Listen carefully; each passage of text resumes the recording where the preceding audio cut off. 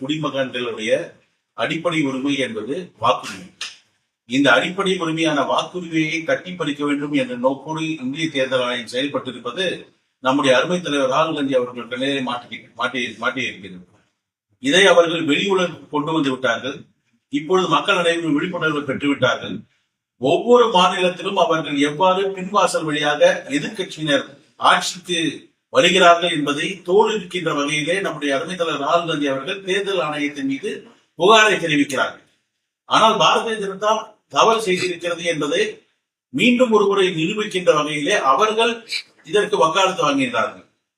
இது ஒருபுறம் இருந்தாலும் அடிப்படை உரிமை ஒவ்வொருடைய குடிமகனுடைய உரிமை என்பது வாக்குரிமை.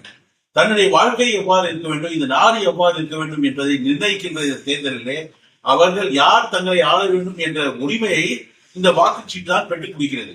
ஆனால் அந்த உரிமையை கூட விட்டு வைக்காமல் இவர்களுக்கு எந்த விதத்திலும் பொதுமக்கள் வாக்களிக்க போவதில்லை என்று நன்றாக தெரிந்து கொண்டுதான் இந்த வாக்குரிமையை அவர்கள் பறிக்கின்ற வேலையிலே ஈடுபட்டிருக்கிறார்கள். இது ஒவ்வொரு மாநில தேர்தலிலும் அவர்கள் நன்றாக செய்கிறார்கள். பின்வாசல் வழியாகத்தான் அவர்கள் ஆட்சியை பிடிக்கிறார்கள் என்பதிலே யாருக்கும் இருவேறு கருத்துக்கள் இருக்க முடியாது.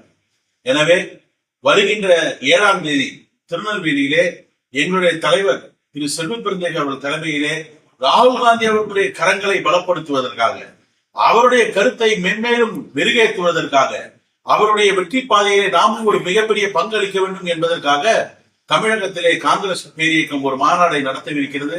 இந்த மாநாட்டிற்கு ஒவ்வொரு காங்கிரஸ் தொண்டனும் தலைவர்களும் அத்தனை பேரும் ஒன்று திறந்து மிக பெரும் வெற்றியை தேடி தர வேண்டும் என்று உங்களுடைய ஒவ்வொருடைய பொற்பாதங்களை சுட்டு கேட்டு விடைபெறுகிறேன். நன்றி, வணக்கம்.